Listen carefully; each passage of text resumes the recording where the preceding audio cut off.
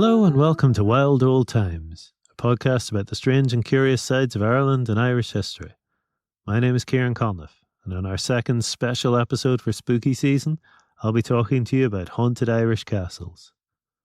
Castles came to Ireland with the Normans in the 12th century. Before that, we had fortified towns, where a wall and other defensive structures would surround the settlement, but the buildings within the settlement would all just be regular houses. It was the Normans who brought the idea that fort walls and building could become one, with a structure focused on repelling invaders.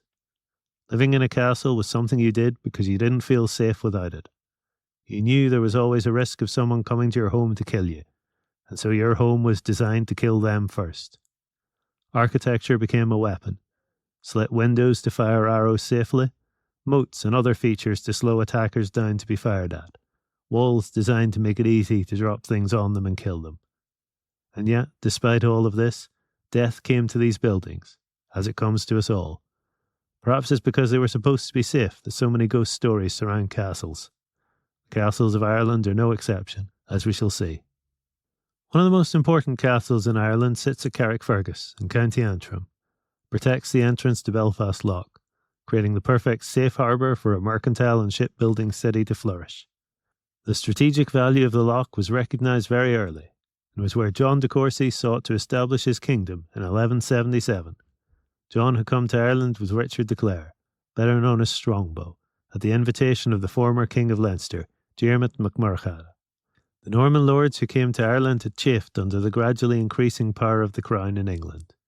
Each sought to carve themselves a private fiefdom, free of Henry II's power. 6 years after he came to Ireland, John decided to head north and make himself a king. He took 22 knights and 300 foot soldiers and set off, without, crucially, bothering to seek permission from the king. After several battles, he defeated the King of Ulla, Ruairí Mac Dúnslaibh, bringing to an end the ancient kingdom that once Cuchulainn served. That done, he built himself a castle on the rock of Fergus. He married a princess of the Kingdom of Man, nowadays the Isle of Man, was well on his way to setting himself up as king of a new Norman kingdom.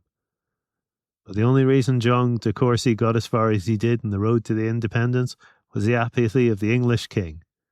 Henry II's son, Richard the Lionheart, saw himself as a French lord, and barely even concerned himself with his English possessions, never mind Ireland. In 1199, however, Richard died, and his brother John became king. John cared about Ireland quite a lot. John had been made Lord of Ireland in 1177, same year that John de Courcy had set off to conquer Ulla, and so in his head it was his lands that de Courcy had usurped. Not to mention that to allow a man who had sworn fealty to his father to set up his own kingdom set a dangerous precedent. So as soon as he ascended the throne, King John commissioned Hugh de Lacy, a Norman lord living south of Dublin and Carlow, to bring de Courcy to heel. This was no small task. De Courcy had not been sitting idle the last 22 years, and had built himself a powerful kingdom. For 5 years de Lacy harried de Courcy, until he received intelligence that for Good Friday, de Courcy's tradition was to sit in vigil in the church without his armour.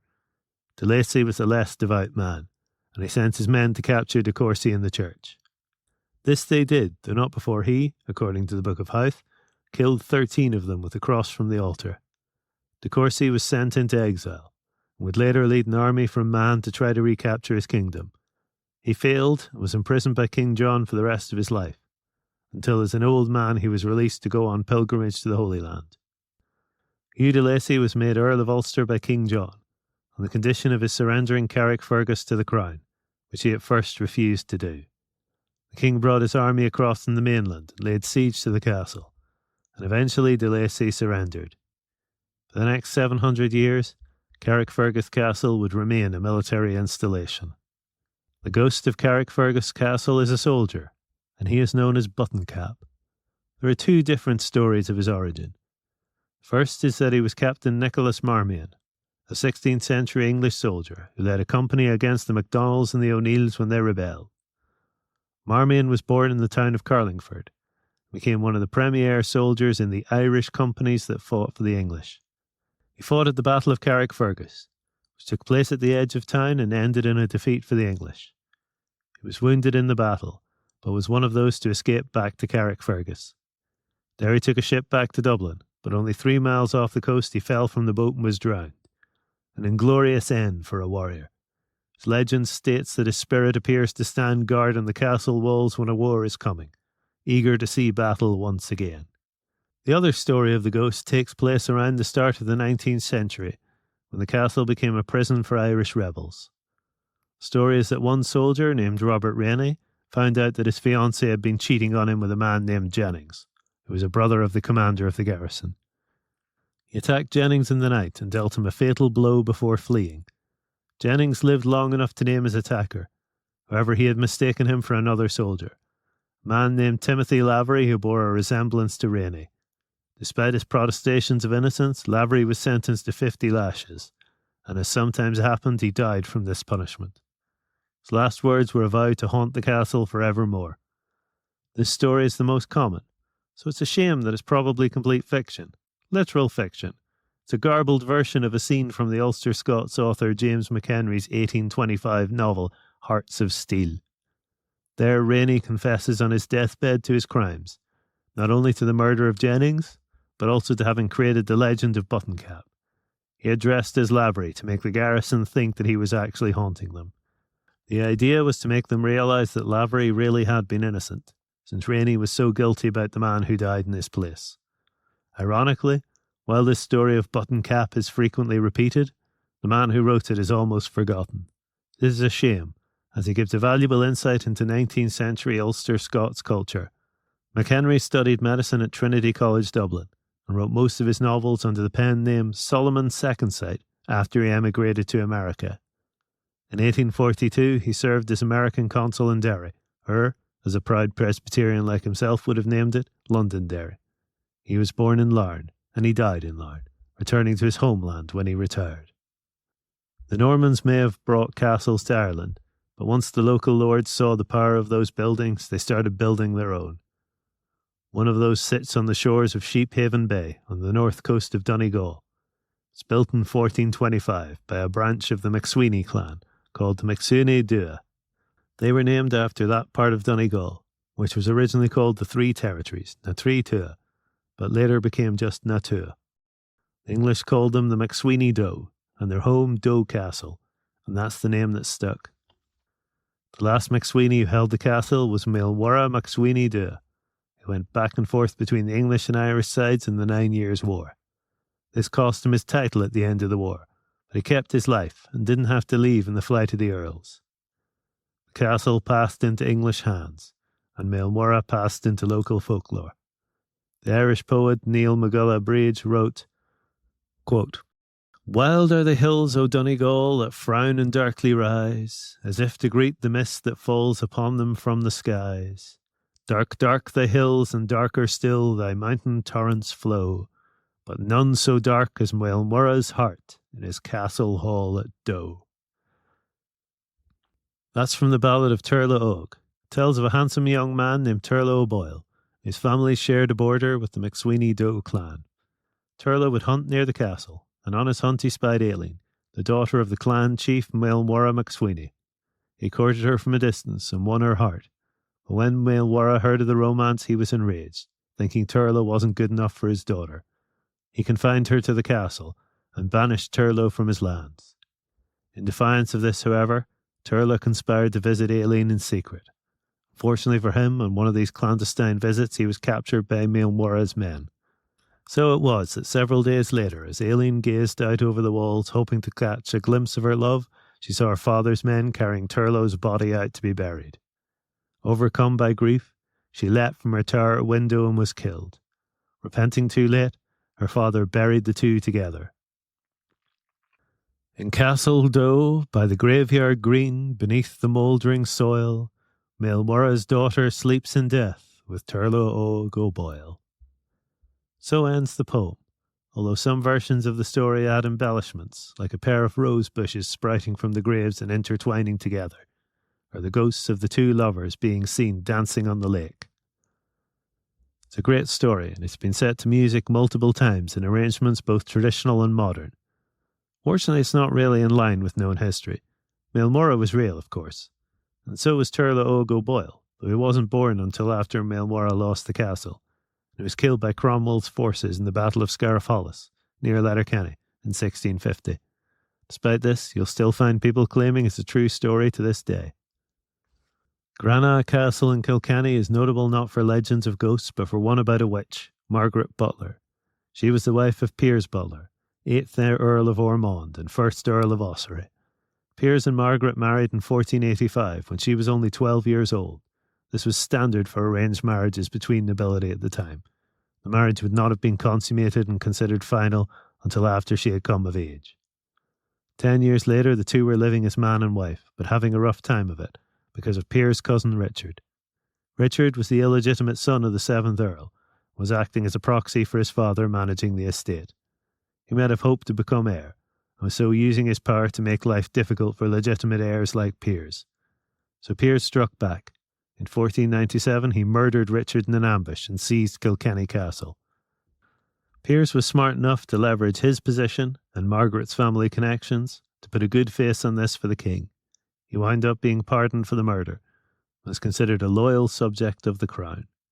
It was no mean feat to tread the tightrope of being a noble in Tudor Britain and not fall off on either the side of being too weak to be of use to the crown or too strong and becoming a threat. Margaret was a large part of her husband's success. Chroniclers of the time, like Richard Stanihurst, speak of her in glowing terms as being wise, generous, and the driving force behind most of the improvements in the area under her rule. Like most effective leaders in feudal times, though, a part of her success was due to ruthless behaviour towards the peasants under her rule. They called her the Great Countess, but they also called her the Cursed Countess. Stories of her cruel treatment of her prisoners abounded, and many pointed to the knotwork in the Butler family crest as a sign of her penchant for hanging her prisoners. Some of the stories about her are virginally absurd, such as the one that she robbed and killed 7 bishops who were actually septuplets. Margaret was especially associated with Granagh Castle, as she lived there after Piers died. Granagh had an ominous reputation of its own, with a legend that blood was mixed with the mortar used to build it. The local folks soon came to believe that Margaret was not just cursed, she was a full-blown witch. One story had it that she wanted to buy either a building or some land from the Mandeville family in Tipperary, but they wouldn't sell. So she put a curse on them, and 16 young men from the family died as a result. Margaret died in 1542, but her story lived on among the locals, with her name used to frighten naughty children. Nowadays, Granagh Castle lies abandoned, and allegedly haunted by ghostly figures, either Margaret or her victims. Lemonade Castle in County Clare is said to be haunted by the ghost of another larger-than-life woman, one who is actually Margaret Butler's great-great-granddaughter. Moira Rua O'Brien, Red Mary, stalks the ruined halls of Lemonade Castle by night, cackling wildly. Moira was born in McMahon, one of Clare's most powerful clans, who were descended from Brian Boru himself. It was on her mother's side that she was descended from Piers and Margaret. Her first husband was an army colonel named Daniel Nailon. She married him in 1634 when she was 19 years old, and he died in 1639, leaving her with 3 sons and a large estate. Less than a year after his death, she married her cousin, Conor O'Brien. With her wealth, they extended his family home and made it into a castle, Lemanna, or Horse Leap. Much like Margaret, stories of Mary's cruelty grew in the telling. She was said to be merciless to the servant girls at the castle, hanging them by the hair from the high windows if they displeased her. She rode at her husband Conor's side in raids on lands aligned with Parliament, as they were part of the Royalist cause. Mary's stallion was said to have as fiery a temperament as she did. If she disliked the guests, she would challenge them to ride it. The horse would race up to the edges of the cliff and then stop suddenly, throwing its rider from its back to the waves and jagged rocks below. Whether these stories had any basis in fact, we don't know. But we do know one reason why Mary was so hated by the people. When Conor died, killed by a parliamentary bullet, Mary was left alone. She could tell that the Royalists were losing the war, and she faced losing her property. Story was that she set off into Limerick the same day her husband died, and offered to marry any Roundhead officer that would have her. Other stories said that she married a dozen, and killed every one of them. In fact, it was 2 years later. She only married one officer. John Cooper was a cornet, the lowest rank of officer, so low a rank that it doesn't even exist anymore. But he was a parliamentarian officer, and a connection to him allowed Mary to avoid the consequences of her rebellion. The marriage wasn't a good one.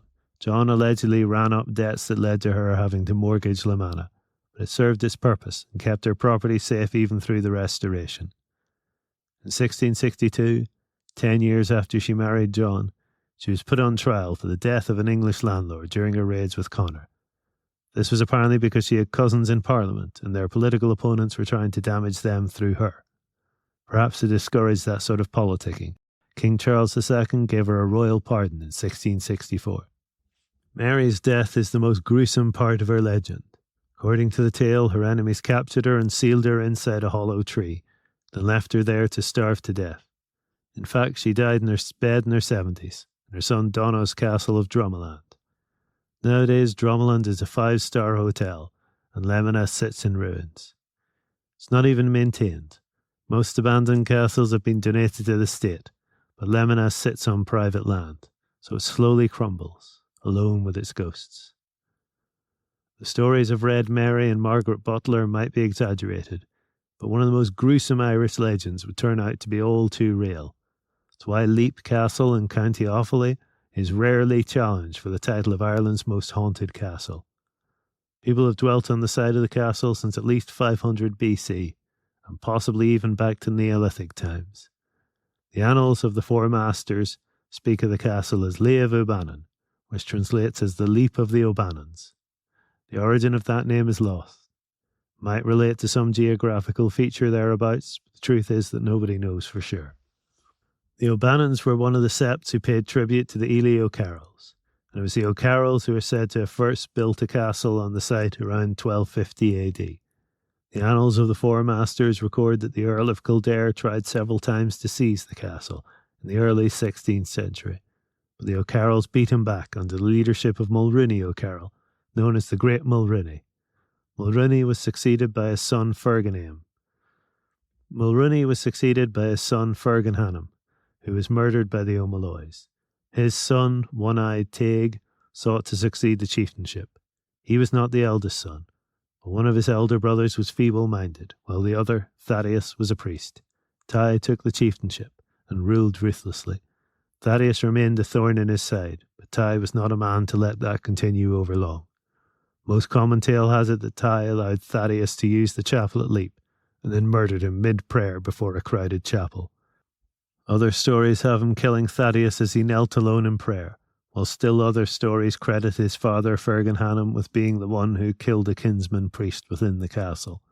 Regardless, this deed became known as the Bloody Chapel, and Thaddeus is one of the ghosts said to roam the castle. Tai's darkest deed is pretty shocking. Were it not for some later discoveries, could easily be considered a legend. He is said to have invited a clan from Monaghan, either the McMahons or the O'Mahons, to dinner at the castle. Some stories say that he was at war with them, and that this was a peace treaty. Others that they had been mercenaries in his service, come to receive their pay. Regardless, their fate remained the same. During the feast, they were slaughtered to a man, and the remains dumped into an oubliette below the castle. Incidentally, this was one of the inspirations for the Red Wedding in Game of Thrones. In 1552, Tai finally went too far. His kinslaying and breach of guest right were one thing, but that year he accepted a knighthood from the English, too much for his kinsmen to bear. They allied themselves under an O'Carroll renegade named Cahir, and slew him.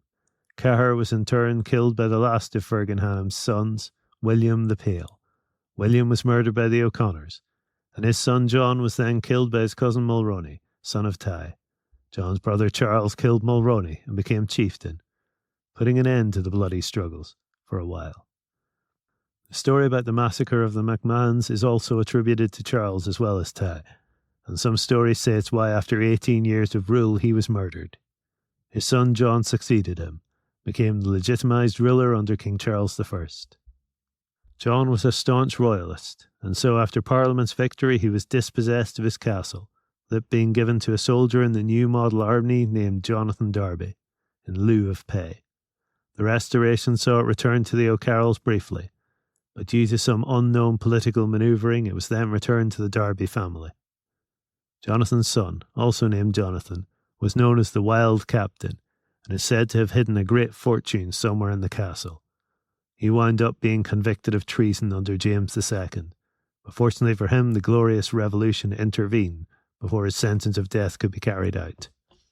William of Orange pardoned him, though, the legend says, not before his long imprisonment had driven him too mad to remember where his fortune was hidden. The castle passed down through the Derby family and was eventually inherited by Jonathan Charles Derby in 1880. He became extremely unpopular when he raised his rents by 30% to pay his father's debts, and when he refused to let his tenants take part in a government scheme in 1903 that would have allowed them to buy their own farms out. His wife Mildred was a remarkable woman, one of several of the time who published books under a male pseudonym, in her case Andrew Merry. Her book on the Irish famine, The Hunger, is still often cited by scholars today.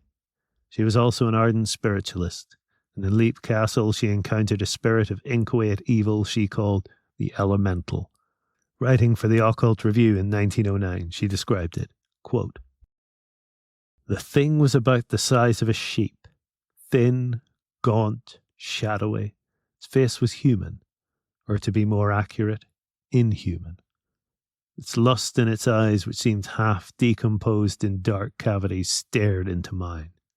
The horrible smell, 100 times intensified, came up into my face, giving me a deadly nausea. It was the smell of a decomposing corpse."